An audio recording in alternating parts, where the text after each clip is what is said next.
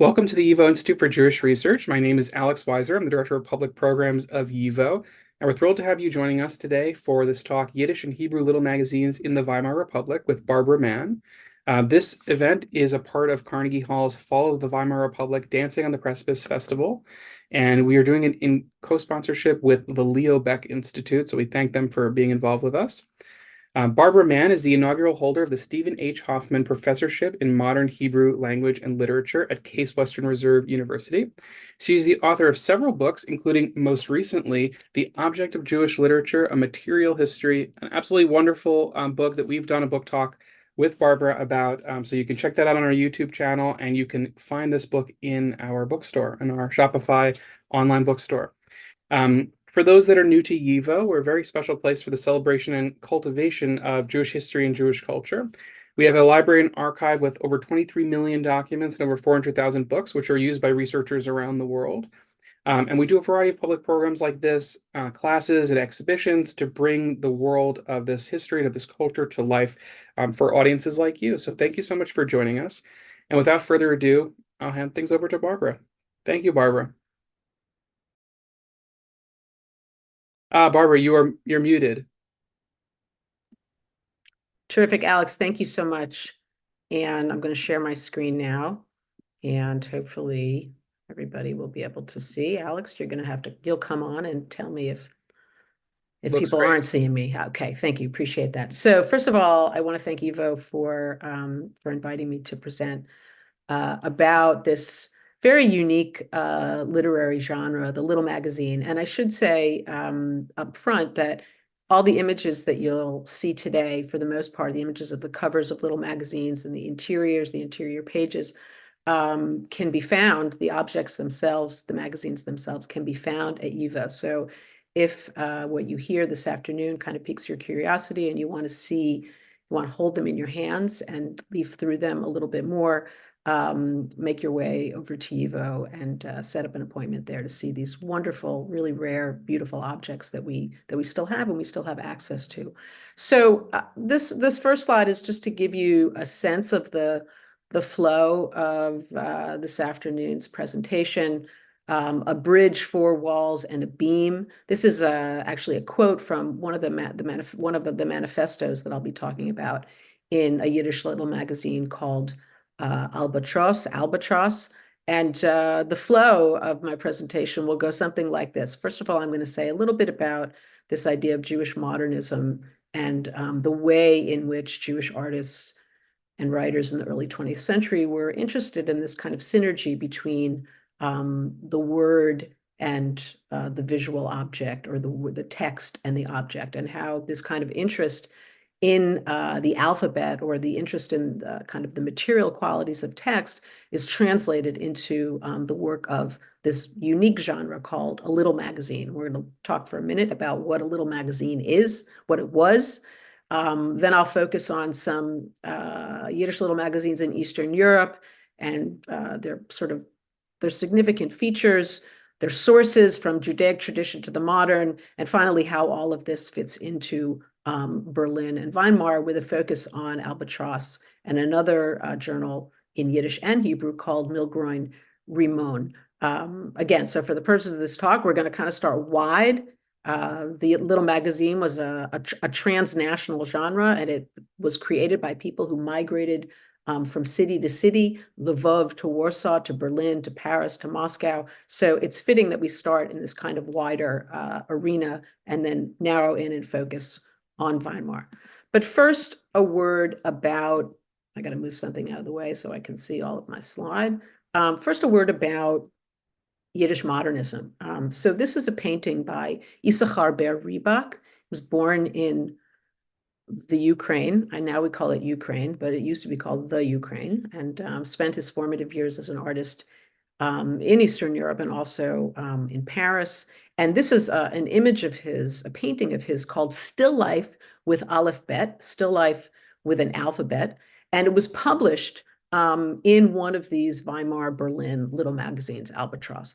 But I want to kind of point out to you, and this is really going to be sort of a thread that you can kind of hold on to as I speak, and maybe even look for in a lot of the images that we're going to be viewing together.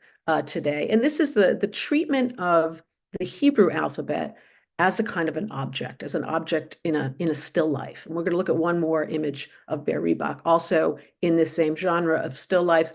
What does it mean, really, for an artist, for a Jewish artist in the early 20th century to engage the Hebrew alphabet, which normatively, traditionally, had been associated with sacred texts, with religious life and sacred texts, and to bring that alphabet into the world of modernist art, to treat it like an orange, like an object in a still life, like a secular object. And this is really a kind of a feature that we'll see throughout the sort of the stylistic design of a lot of the little magazines, this kind of irreverent and often provocative treatment of the Hebrew alphabet as an object. Notice also here the merging of image and text together. So this is a feature of modernism writ broad. This is the next slide here. On the left, another image from Ischar Ber Rebach, still life with Jewish objects.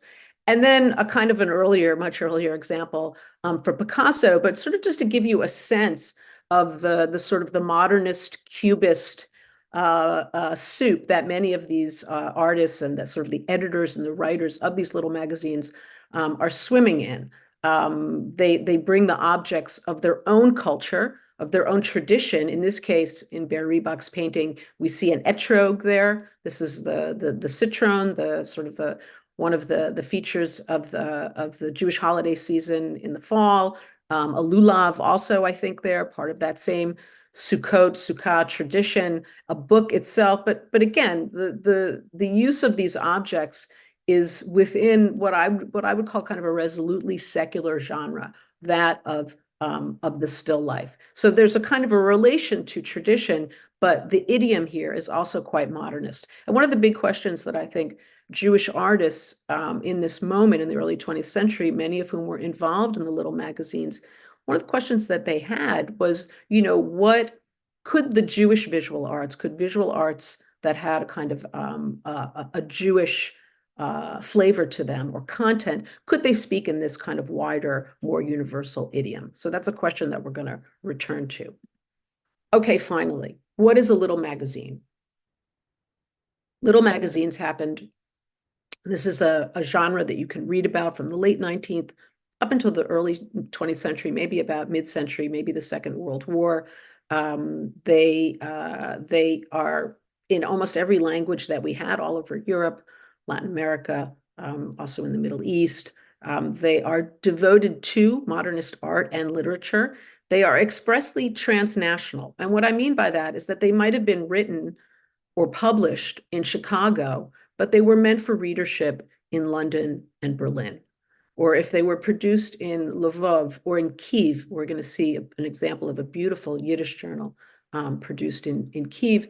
The readership was meant to be outside the confines of its location. So they have this kind of transnational profile, and the editorial boards and the contributors themselves came from all over. So it's this kind of I would say it's the genre par excellence for some of these kind of features of modernity, mobility, transnationalism, and also one important feature which we will view in some of these journals, their polemical quality. Right, they're argumentative often. They have manifestos which are very prescriptive about what art should be and what the generation should read and how people should think. So these were kind of very provocative in their own time. And I think even when we look at them today, it's sort of astounding to me to sort of see some of the propositions that they make about human nature and particularly about Jewish life.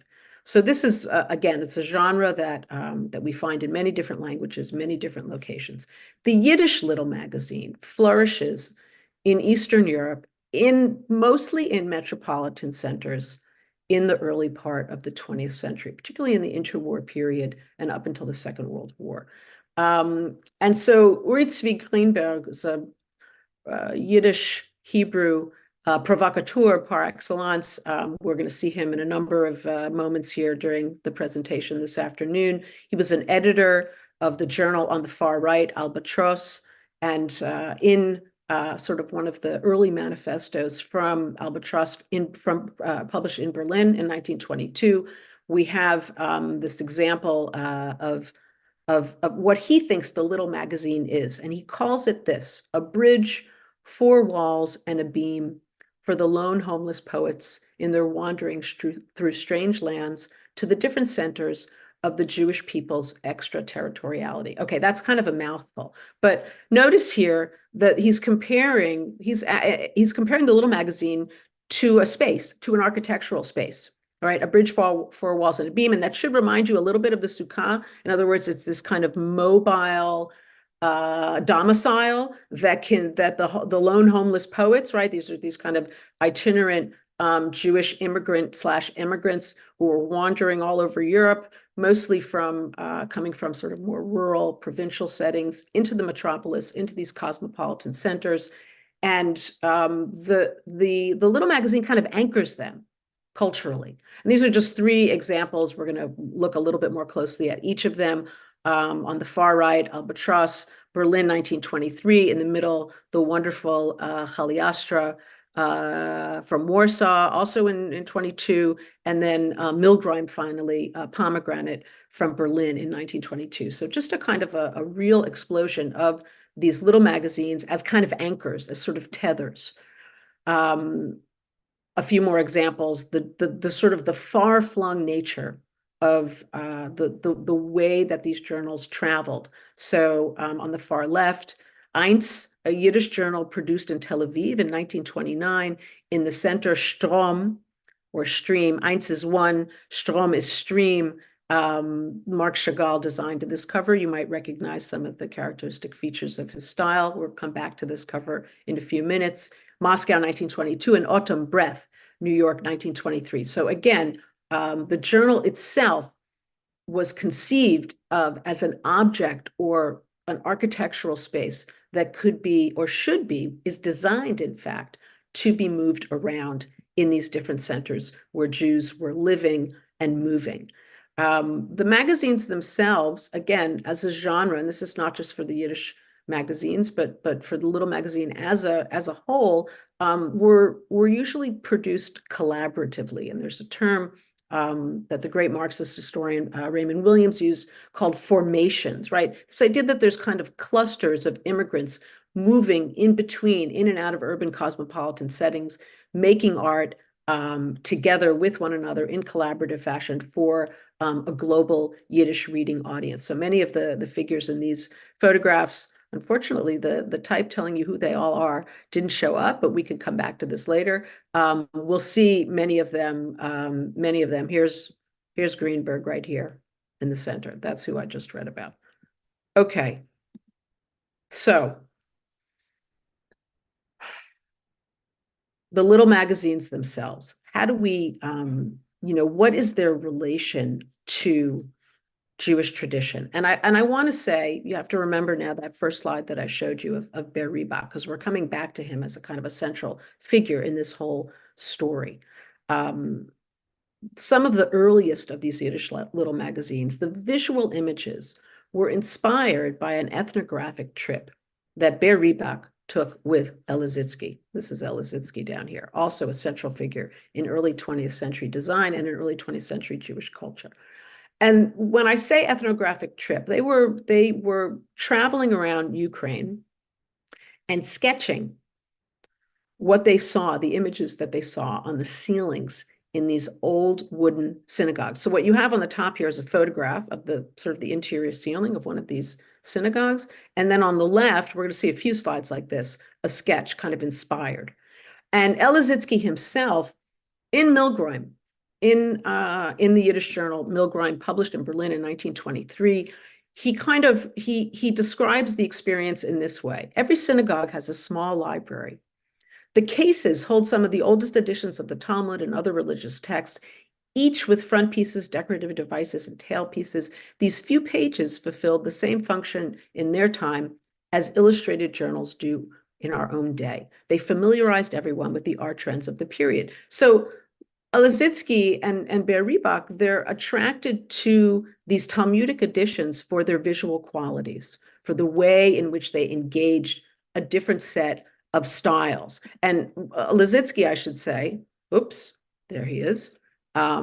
Just kind of a side note, but also to fill out the sort of the breadth of this Jewish modernist moment in which the little magazines are participating.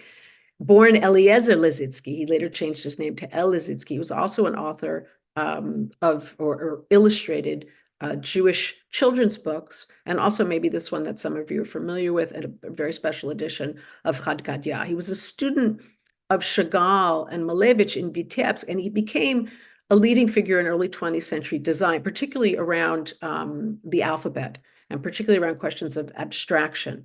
So we see him here, though, as a really central figure, whoops, in these, no, how do I go back? Wait, sorry about that, technical difficulties. We see him here as this kind of a key figure in the creation of this kind of visual idiom that the little magazines will take up. And just a few more examples, again, from this ethnographic expedition. You see on the right a photograph of the ceilings of these synagogues, and then again a sketch done by Litsky and Ber Ribach, kind of mimicking some of these forms, absorbing some of these forms. The question of the second commandment doesn't apply here in any way, right? These synagogues are extremely ornate and have all kinds of animals and human bodies, and so there's like a kind of a really rich visual vocabulary that they're absorbing from these synagogues, and then they translate that visual idiom, that visual vocabulary into the work of the little magazines. So this cover on the left of Egan's 1920 from Kiev. So this is immediately after that trip, and you can see here these kind of foxes. This is one of my favorite images in the world. And the journal Egan's, the Self, and then the table of content here, and see sort of, again, the peacocks here, and the ornateness. Even the script here in the table of contents seems to have some of that kind of flowing, free quality that Ber Ribach observed in those synagogue images, in those synagogue paintings. And here, I couldn't resist, with gratitude to Yivo for allowing me to use an image of this book, of the whole book, not just the cover, on the cover of my recent book, a kind of a true repurposing, I think, in modernist fashion, of this really spectacular moment in early 20th century Jewish art. Just another example here, again, before we're edging up to Berlin as a center, but remember, the figures who were creating these journals, who were writing and who were designing them, were themselves itinerant. So here's an example from a journal from Warsaw in the same time period, Ringen, rings. You can see, the playfulness of the vocabulary here, right, of the letters here, I'm sorry, the Yiddish letters here, floating in this kind of little pink cushion. And, accompanied by, right, the text and the image go together. So we're going to get in the next few slides a little bit of the sort of the language of the manifestos, right? What the creators of these little magazines understood that they were doing, right? We lack the ground under our feet. So in many ways, this is a kind of a statement that is of a piece with many statements made after the First World War, right? This period of tremendous disruption and violence across Europe. We are left as if after an earthquake. Tradition has disappeared. We are as naked as Adam. Thus, we confront a great task to create a new world, a world of form. So the kind of that language of make it new, that's modernist through and through. But the language of Adam is a naked as Adam. That's comes it's a little bit of a biblical thing in the background there. So you see, I mean, I always like to say in that slogan, make it new, which is sort of this well-known expressionist slogan, I like to remind people that there's an it there. So it's not all about the new. It's also about somehow bringing the old into this new space. One more example, again, of another Yiddish magazine produced by this same group of people that gives us, again, a kind of come on. Sorry, my laptop is a little oversensitive. I'll have to remember. Pay attention to the letters. So here you have letters that, they resemble almost a kind of a Rashi script, right? The sort of the script that you might see on a page of Talmud in the sort of the surrounding commentary. And the cover, the issue of Jung Yiddish from Łódź in 1919, notice how it's dated. It's dated Pesach. They date the journal according to the Jewish calendar, and the language of their manifesto, again, harkens back to some of the core texts of Jewish tradition. We've lost our relationship to God, but their longing for transcendence is expressed in the language of the Jewish calendar. At the very end of this quote, the art of the 20th century expressionist art was born from this longing. It is the seventh day, and the week of the commonplace is over. So it's Shabbat, it's the Sabbath, which becomes kind of consecrated, right? It becomes this kind of a consecration, which involves a sort of a secular art form. So I'm kind of riveted by the creativity and the daring and just even the chutzpah, right? I mean, just sort of the directness. Talk about knowing what they wanted and then making a thing that emblematized that desire. I'm really moved by it.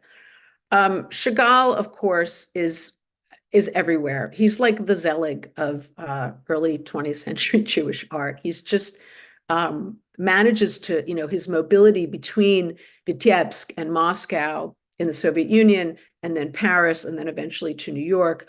And he seems to have been, in addition to just having that, enormous ego that produces the paintings, sort of collaborative in many ways. And so these are two covers that he produced.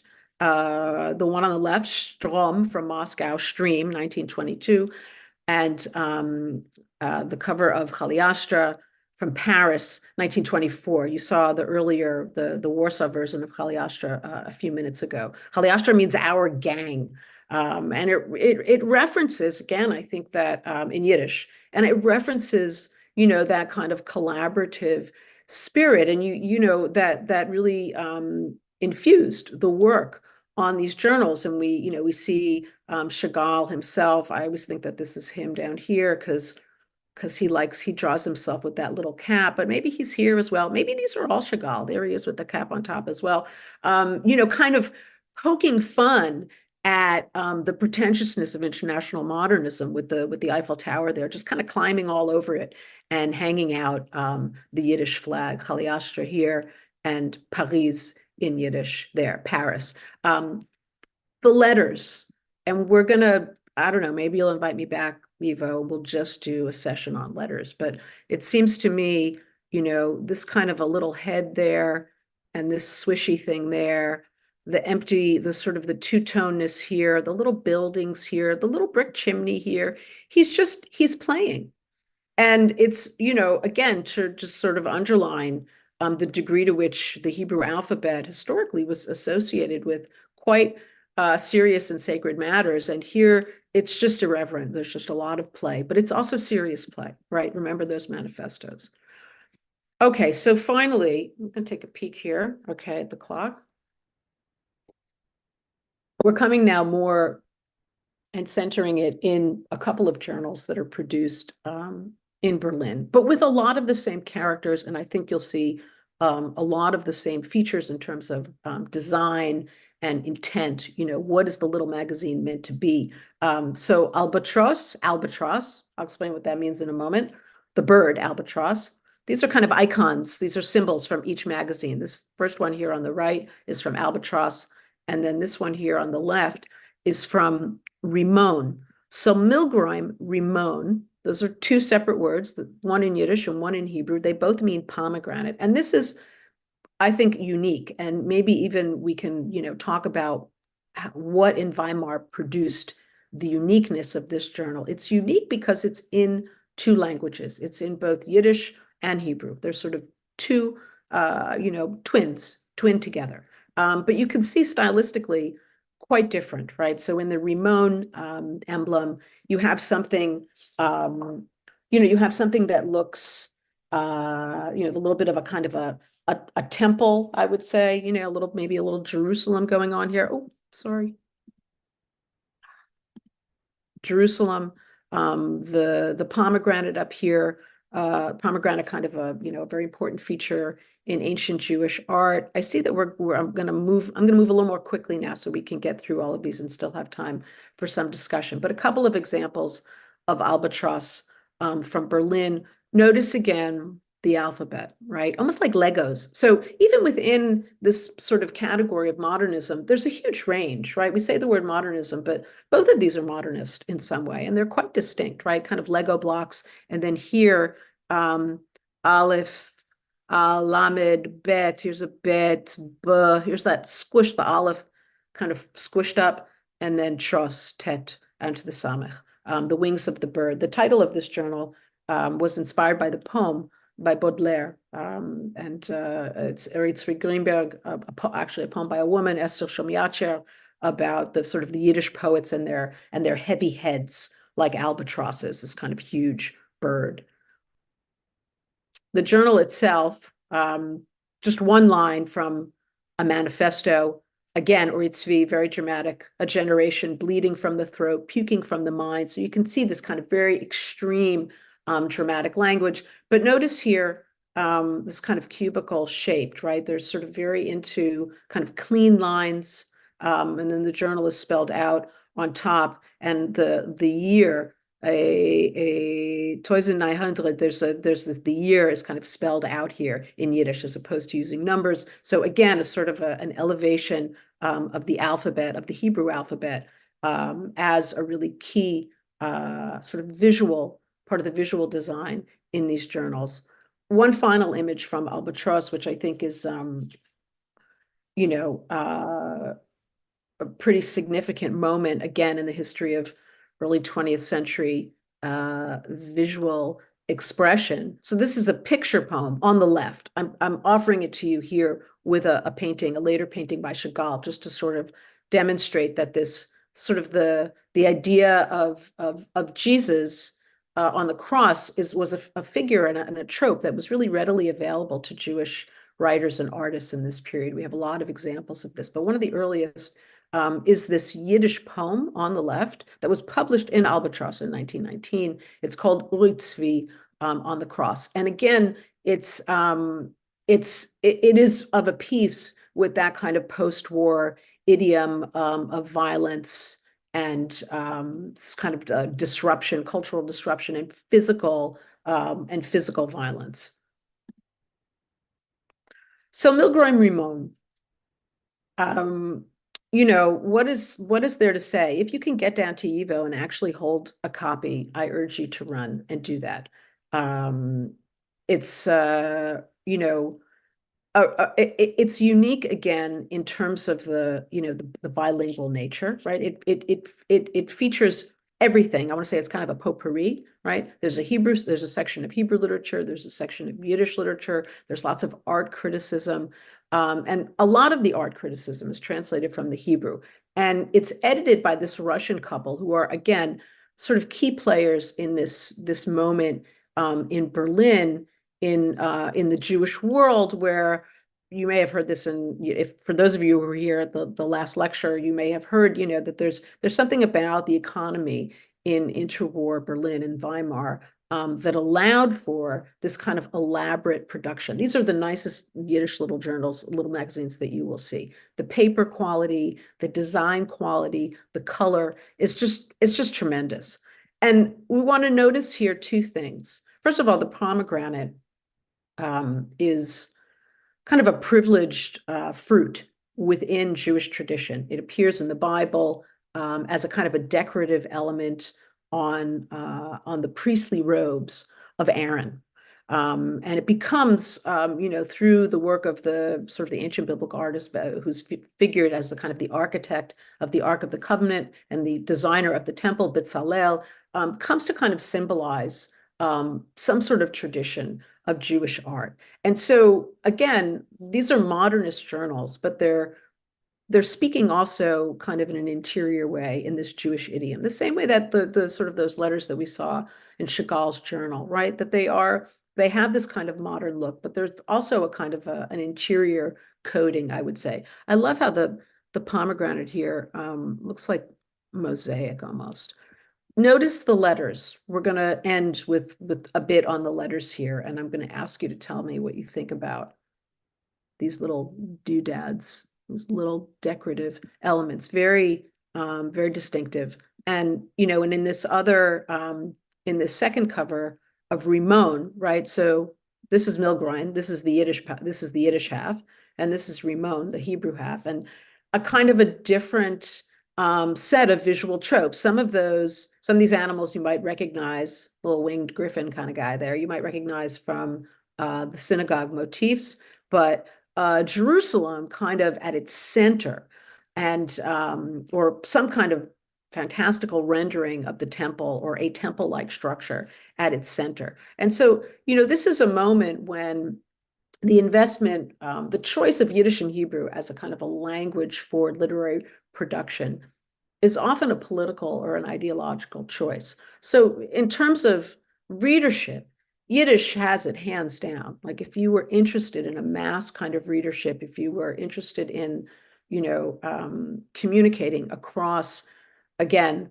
or it's right, this sort of the Jewish centers across their extraterritoriality, you would write in Yiddish, and you would issue your little magazine in Yiddish, because that is the language that was most widely read. And Hebrew has sort of disadvantages in that there's not yet in the early 20th century a kind of a vernacular reading public for Hebrew. It's mostly an elite kind of readership. To read in Hebrew, you needed to be kind of educated. You need to have a certain kind of education, maybe even a certain socioeconomic status. Certainly from the mid-century, it's more increasingly associated with Zionism and with Jewish life in Palestine. So there's a whole other thing, but it has antiquity, right? It has yichus. It has this kind of pedigree of being the language of antiquity. And, the editors of this journal, there's kind of a few different places where they sort of say, well, why did we do it in both? And why? And I think the jury is kind of out. They sort of tried to split the difference. They didn't want to take sides in what was a major conflict and a major source of disagreement in early 20th century Jewish literary life, which language to write in. They said, well, we'll try both. So you can see here the masthead of Milgrom and Rimon together in Yiddish and Hebrew. And while we're at it, why don't we just bring German in as well, right? I mean, I think it's interesting to think, about the relationship between Hebrew and Yiddish on the one hand, and German as an enormously important language of modern Jewish culture on the other hand, and how do they kind of negotiate those things? So we give them the table of context in German, and just to be really inclusive, sometimes it appears in English as well. So I think that the editors here, they first of all had the budget to produce something. This is hard to produce, something in multiple languages, particularly languages that go in opposite directions, left to right and right to left. So it costs money, and there's human resources involved as well. So they had the budget to do it. But I also think that that they didn't want to take sides in some way. So here's just one more example of a cover. And I want to introduce you now to this figure of Franchesca Baroo. And I'm going to close here in a few minutes, just so you know, to get ready with your comments and questions. I can come back to any of these images, be happy to. Franchesca Baroo was the person, together with Rachel Vishnitzer, right? Rachel and her husband, Michael, they were the editors of Rimon Milgrom. Rachel Vishnitzer was really, I think, the brains behind the outfit in terms of the sort of the creative, the diversity of the editorial policies, and the sort of the breadth of what actually appeared in the journal. But her partner in the visual design was Franchesca Baroo. And so the masthead, the titles, the design of the pages was all done by Baroo. And she based the lettering in particular on her study of the Prague Haggadah, which she did in Berlin, right? She saw the Prague Haggadah in Berlin, and also her exposure to medieval Hebrew manuscript lettering. So keeping in mind here, again, the make it new. What is going to be retained from kind of a pre-modern Jewish visual idiom to the degree that it exists, right? What are we going to retain and carry forward? And the letters turns out to be a really important place. So this is, I want to say parenthetically here, this is kind of another lecture, but I had to just mention it, right? So this is another great designer of type in Berlin in this period a little bit earlier, Raphael Frank, who created something called the Frank Rule font. And that is the font that we identify with Weimar as a kind of a center for Hebrew book art, including collected editions from the great Hebrew poet Chaim Nachman Bialik and the novelist Shai Agnon. So just the Franchesca Baroo, she's not, starting from nothing, but I do think that her work sort of takes the Hebrew alphabet in a different direction. And she was sort of really remarkable life story and enormously creative and long life, really the sort of the founder of what we think of as modern Hebrew font in the public sphere. And I think it's important to sort of say that now we might see Hebrew in the public sphere, like in a newspaper or on a street sign, or, and we kind of, we're sort of, we're used to it, or it's become naturalized, right? But it was not so in the early 20th century. And this woman was really responsible for a lot of what we came to understand as Hebrew within the public sphere. And here are some examples from her journals where she's kind of playing around and trying to get at the letter that she think will be most appropriate, specifically for the masthead of Rimon, of Milgrom Rimon, but more generally. And so remember that very first slide we looked at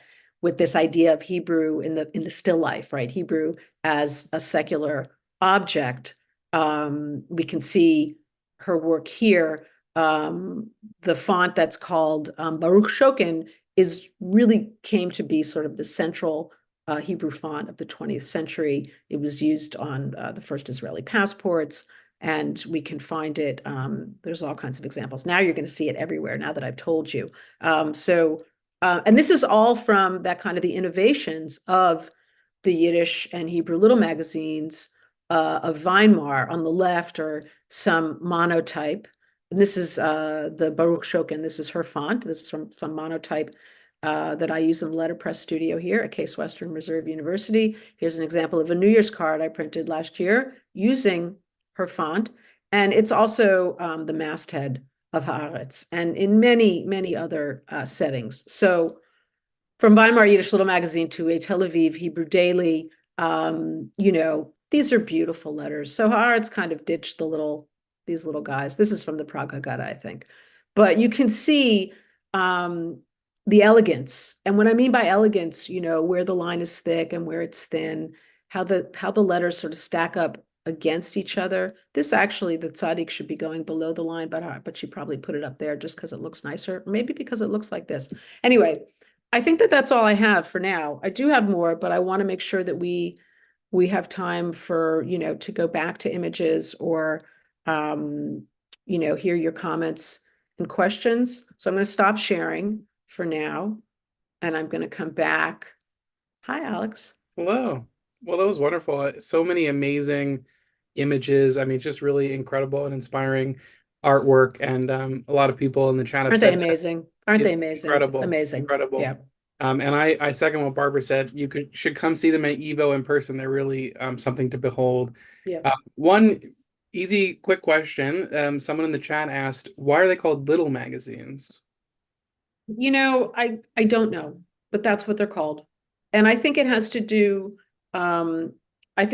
with their press runs, right? They were not designed to be mass publications. So the journals, we can call them journals if you'd like also. The technical term is little, that's the term that literary historians use when they refer to the emergence of this genre in the late 19th and early 20th century.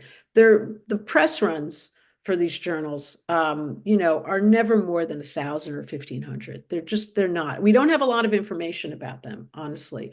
We don't, and that's not unique to Yiddish. It might be more, more severe the lack of information that we have for the Yiddish journals. But a lot of these places, a lot of the English language journals, French, German, Russian, they didn't keep track. They were like, they left town the next week. They published 3 or 4 issues over 18 months, and then they moved on to Warsaw. They moved on to the next place, and nobody really kept track. But I think the little is a reference to their press runs, Okay. to the sort of the relatively small. They're not meant to be mass market publications. Speaking of the relationship with other language journals, there's another question that touches on this. Can you comment on the relationship between German artist books of the same period and these Yiddish and Hebrew publications? Also on the interaction in Berlin between these artists and the Yiddish, Russian, and Hebrew magazine creators. Whoa, can I comment? I mean, I think that many of them were one and the same. The second half of the question, especially, right? In other words, if you think of Michael and Rachel Vishnitzner, who was this couple, this Russian couple, and they kind of spearheaded the creation of Milgrom Rimon. And so they bring this kind of Russian sensibility about kind of the role of art in culture, the role of art in society, which I think Chagall also imbibed, and I think Eliezer Litsky imbibed from Malevich in Vitebsk, the pre-Soviet and the Soviet. But they bring, that kind of pedigree and that sort of vision for art as a kind of a high form of public discourse. And they bring that into Berlin. And, the Jewish, what I understand of the Jewish immigrant population in Berlin is that many of them are from the East. In other words, they are coming from a more provincial and more rural, maybe even more traditional setting. And then they come to Berlin, distinct from Paris, I think, right? They come from Berlin and they meet, people who are going, sort of settings that are going to challenge them intellectually and culturally. But because there's this kind of like this critical mass of publishing houses, I mentioned Shokin, there's a wonderful book in Hebrew, and I can show it here. Whoa, can you see that? I don't know if you could see it. A wonderful study by an Israeli art historian about the art of the Hebrew book in the Weimar Republic. And so Oh, wow. it's an extraordinary book. I don't think it's been translated. It hasn't been translated to English, but it's a beautifully illustrated book as well. And, so that there's this kind of, I want to say that there's room, the Hebrew and the Yiddish together. There's something about Berlin, and it may even be the economy, stupid, right? In other words, it may be, because of these sort of inflationary conditions that makes foreign currency worth more, that the paper is nicer. The printing, this is one of the reasons why you can go to YIVO and handle them, because they lasted. And a lot of the other, many of the other little magazines, I didn't, show all of the pictures that I have of the torn up ones and the crumbling. Most of them are kind of were printed more cheaply, and so the paper hasn't lasted. But there's something about Berlin that was capacious enough to support the Hebrew and the Yiddish together. So I have a question about the Hebrew and Yiddish. So we're doing this concert in May of music published, songs published in the Weimar Republic. That's amazing. And what we see is this similar kind of linguistic diversity that you have both the hardcore Hebraists and also the Yiddish enthusiasts doing Yiddish songs as well. So I wonder, yeah, I mean, if so just to probe deeper, how do you think this reflects on the kind of politics that are at play? You spoke a little bit about how the Hebrew has a kind of Zionist connection, but do you have more to say on that? I mean, many of the figures, it should be said that a portion, I do have more to say on that. I just want to say it well. I'm thinking of some of the figures that I mentioned in passing and also more at length, like Bialik and Agnon, Hebrew writers who moved to Palestine. Ruy Tzvi, he's the guy with the cross poem in Yiddish. He's a kind of a fascinating figure because he begins as a Yiddishist and then he ends up as a verbrannte Hebraist, and he moves to Palestine in the late 20s. and becomes kind of a figure in the culture, on the cultural right, in Israel, in the state of Israel. And Franchesca Baroo, she also immigrates to Palestine. And so that work that she does for Haaretz comes after the Berlin piece. So, that's one piece of the story. Of course, there are a bunch of all those people in the photographs that I showed with the clusters there, Peretz Heshbein, Peretz Markish, I'm sorry. Many of them after Weimar went back to the Soviet Union, and we know how that ended not so well. So I think that it's, in hindsight, I can say these things, but in that moment, in those years, it feels, I go to the manifestos, right? And so when I want to know, like, what were they thinking politically, or about political possibility, or about cultural possibility? And they seem both kind of elated and anxious, like both. Like, it's super exciting, like it seems like there is a thing that's happening, but then there's always, this undercurrent, especially in Markish, we should say, this undercurrent of violence and of fear. Fascinating. Um, Shifting gears a little bit, there's this one viewer has asked a question about the kind of how on the one hand it seems that being for a small run um, suggests that, well, according to this viewer, maybe they're not meant to be kind of objects of long shelf life. But on the other hand, they're printed so beautifully and with such amazing kind of artistic intention. So I wonder if you could just speak to what the shelf life, what they were perhaps imagining would be the shelf life of these magazines. I don't think that they imagined the shelf life to be very long, frankly. Joanna Drucker, who's a book historian and lots of things, but when she talks about artist books, which are kind of a later iteration, maybe even, of the little magazine, in other words, a kind of a limited edition book that is meant to be, or limited, let me say, a limited edition codex that is meant to be appreciated as an object for its both textual and visual qualities. She has a term that she calls democratic multiples, meaning there's the artist book, which is a one-off, which is this high-end museum piece and sits in a museum collection and costs thousands and thousands of dollars. And then there's this other end, which is this mass-produced, like almost like a zine, something that is meant to just be encountered, absorbed, and passed along and given to somebody else, like to make a point, to make almost a political point, or to make some kind of impact.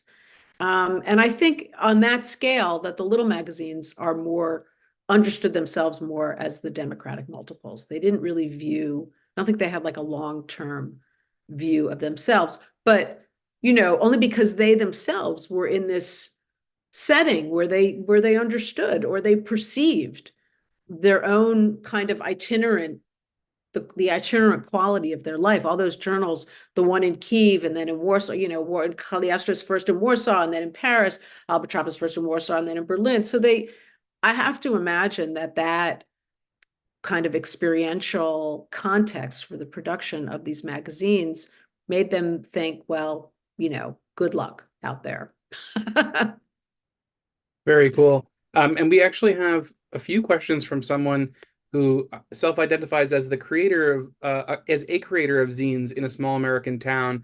I'm curious, on the one hand, where they can see these kind of images online. Of course, they can come to YIVO. They can check out your book, which we highly recommend. We've got it for sale on our YIVO shop. And I'll just say that this talk will be available on our YouTube channel, so you can rewind and pause and look at things. But I wonder if you have any suggestions for them or for anyone else. And then second part of that question, they say, I know this is wishful thinking / hoping, but if there's any interest and demand for this in the future, is there a possibility for folks to try and learn how to create art inspired by these Yiddish little magazines? Maybe you could speak a little bit about the workshops that you do. Yes. Where else people can. Oh my God. Who is that person and what town are they in? No, I'm just kidding. So first of all, YIVO is a beautiful source for many of these things. The other online source that I can recommend is the National Library in Jerusalem. They have a platform that's very accessible in Hebrew and in English, where you can see what's called the historical Jewish press, and they have, also kind of different, they have annotated versions of something. So you just have to kind of look.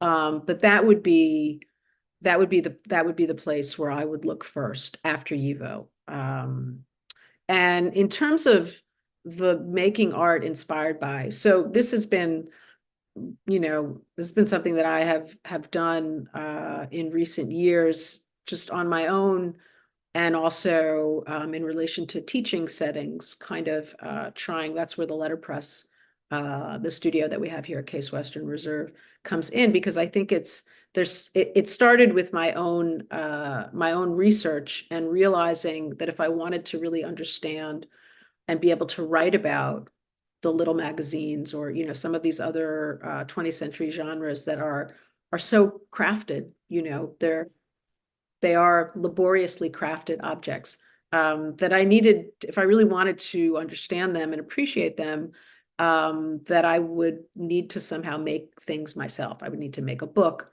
I would need to learn how to do letterpress printing, or lino cuts, or book create, all of that. So I would say, reach out directly to me, and I can try to hook you up. I'll maybe make a little bit of a plug for a conference in Minneapolis that I'm speaking at in April 8th, 9th. It's sort of a joint venture between the Minnesota Center for Book Arts and the University of Minnesota, and it's about Hebrew type, sort of the history of Hebrew type. So I think anywhere where you find scholars who are interested in how books are made, you will also find artists. You will also find that they are also artists, or artists kind of adjacent to them. So if we have a minute, maybe towards the end, I can see if I can pull up that conference and put it out there for people. Great. And your email address is available on the Case Western website. Absolutely. Yeah. Absolutely. Excellent. Okay, great. Well, there's a bunch more questions. One question about Franchesca Baroo's sketchbooks. One viewer is asking, where did you find those sketchbooks, and are there more out there?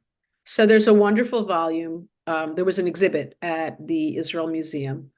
And I think I put up for those synagogue photos as well. That's from an exhibit at the Tel Aviv Museum. The images from Franchesca Baroo, there's just the very beginnings of research being done on her life. But the exhibit, I think in English, is called Three Types. So if you look online, you can find the book. There's libraries that have it in the United States. In other words, you could try to borrow it. You could go to their shop, and if you really want it, you can buy it. But that's where those images are from. And I should mention my colleague Shani Avni at the Rochester Institute of Technology. She's a curator there at the Carey Archive, and she's also done. Maybe Alex, you can put her name in the chat. She's also written about not just Franchesca Baroo, but just sort of the history of Hebrew type, and and how this Hebrew in the public sphere, or Hebrew on the printed page, which is, we live in this moment. I don't know. It's crazy. We don't sometimes realize it. Historically, this was not always the case. But we have, I sit in an office surrounded by Hebrew books. That's kind of, unusual in the big picture, in the big historical span of things. So Shani is another person who's working on it. But those specific images from Franchesca Baroo's journals came from the book that accompanied that exhibit in Jerusalem. Wonderful. There's a question here about Ischar Bar and whether his style reminds you of Dada in any way. And I wonder if you could speak about the kind of, maybe you can use this question as a jumping off point to talk a little bit more about the artistic movements that were in the air for these folks. For sure. I mean, I think that I would be curious to know, like, what specifically, like, the nexus with Dada was for that viewer. But we could say Dada, we could say surrealism, cubism, abstraction, all of this expressionism, I think, the common feature for all of these isms, and we know that, that this is a kind of it's a, that umbrella term modernism includes a lot of different trends in a lot of different places, and some of them seem to actually negate one another. But I think that what unites them is this kind of a disgust or a distaste for settled notions of culture, right? And it's really that sort of that moment. You're laughing because you're sensing a kindred spirit, I think, there. So it's this épater la bourgeoisie, like this kind of wanting to be provocative and wanting to poke fun, and anything that is traditional, let's just turn it over. Let's just make a mess of it. And in that it kind of it expresses itself in this avant-garde moment across all sorts of media, and I think in many different ways. But that would be, I think, sort of the unifying feature there. And so the Dada and surrealism, they're one of the ways that kind of, again, distaste or disgust in settled notions of culture is expressed, is in this kind of you know this kind of I'm doing this sort of wrenching or disfigurement of the visual world, of either of the body or of what we think of as the natural landscape, to sort of suit the interior. Picasso famously said that he was a realist. He was just painting what he saw. So I think that all of these trends, and then if you want to think specifically about the encounter of Jewish artists with all of these trends, I don't like to generalize, just because there's we have Soutine on one hand, and we have Chagall, and we have Lisinski himself, who makes this this fascinating and very quick, like within about an hour, he's in Vitebsk, and he arrives with Chad Gadya, and he leaves with the triangles.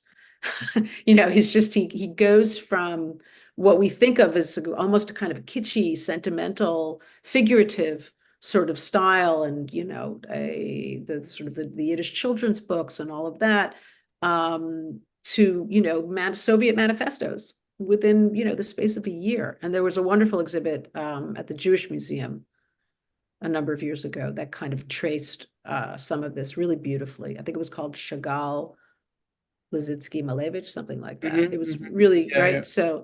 So I think that, again, the sort of the encounter of Jewish artists, also depending upon what kind of background they came from. Did they come from a more traditional background? Did they come from a background where there was kind of an openness to other languages, to other kinds of schooling?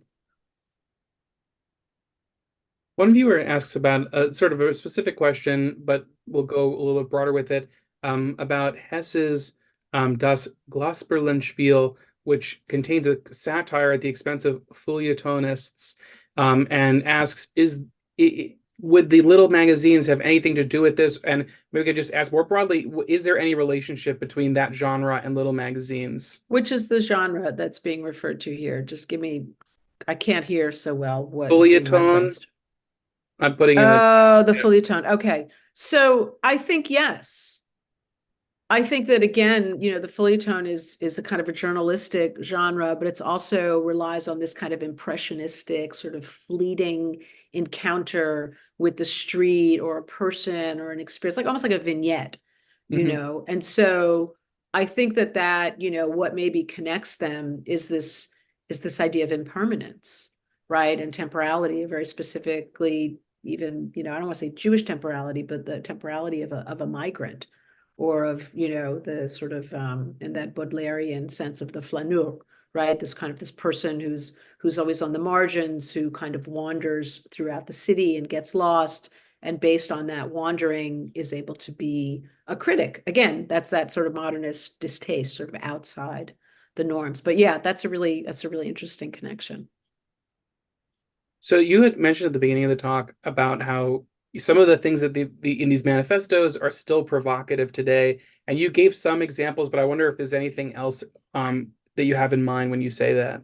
Oh my God. I guess, that cross still really gets me. I look at it and I'm just like, whoa. It was censored. The journal, there are different stories about exactly. I'm talking about the Yiddish picture poem in the shape of a Right. cross, which of course the people who were most offended by it couldn't read it. So it, there's always that, right? But I think that that was in Warsaw, and they had, people who could read Yiddish and who could, I don't know. I mean, just, you don't really need to read it to be offended by it. That's kind of the great Neil Gaiman. We always have to mention Neil Gaiman, right? I mean, he says, that's why the visual arts they're much more easily offensive because you can't not see it. Like once you can't unsee it, right? Whereas literature, you actually have to read it in order to be offended by it. So I don't think anybody who saw that poem when was offended by it actually read it or understood the connection, this deep connection that Ritzvi was creating between himself and this figure of Jesus as a martyr on the cross in relation to what he had experienced during the First World War. But I think the image itself, it still kind of packs a punch, and it goes to show, I mean, maybe I'm just going to contradict myself a little bit. I said how sort of Hebrew's become kind of naturalized in the public sphere, and we're used to seeing it there, but I guess we're still not used to seeing it in every kind of way. And that's one place where the Hebrew letter still, I'm speaking personally here, there could be other ways in which the Hebrew letter is offensive to people, but in that particular setting, it still, I think, is very powerful. I love the thread of the letters as art, and whether it's the in this kind of lovely way in the Ischar Reebok that you showed at the beginning with the Aleph base, or in this provocative way with the Uri Tzvi Greenberg poem. It's a great just the marshaling of the letters themselves for the visual language of it's a beautiful thing. So we're just about out of time, but maybe one last question. When you look at this genre, how do you trace the influence of it afterwards? Where do we see this today or in the period So afterwards? you need to read my book. You need to read my book, but I think it's for me, one of the interesting kind of heirs, or inheritors, am I saying that correctly? Heirs, Yeah, right? HEI, yeah. of the little magazine is the graphic novel, which again, it has that provocative piece. It's often meant to shock. Comics, in other words, are meant to be sort of obnoxious and lowbrow and shocking and all of that. But they are, I think, we see as a serious literary genre, that they can kind of tackle these kind of sort of questions of cultural identity and memory, and they don't have the vulnerability of the little magazine, right? They're published by, Farrar Straus Giroux and lots of copies and all of that. But I think the creativity is something that I notice, that I pick up on in the graphic novels for sure. Wonderful. Well, Barbara, thank you so much. And I'll just say once again that the copies of the book, we have these for sale on the Evo shop, and actually our copies are signed by Barbara, so get them while they last. Thank you so much. It's always a pleasure to have you. It's great. Thank you, Alex. Thank you, everyone. Thanks for making time in your afternoon, everyone. Okay, well, thank you everyone for joining, and we've got lots of exciting stuff coming up at Evo, so we'll put in the chat the links to our other programs. Hope you'll join us again soon. And as Julia just said in the chat, you can rewatch this on YouTube. It's already there because we were live streaming. We'll clip out a little bit at the beginning, and we'll clip out what I'm saying right now from the end. But you can find this at the same link in perpetuity. We're very grateful to be able to share all of this with our audience. And thank you all so much for joining. Barbara, thank you again. Bye. Thanks so much. Thanks, Alex. Thanks, Julia. Yeah. Thank you, everyone. Bye-bye. See you soon. Take care. Bye.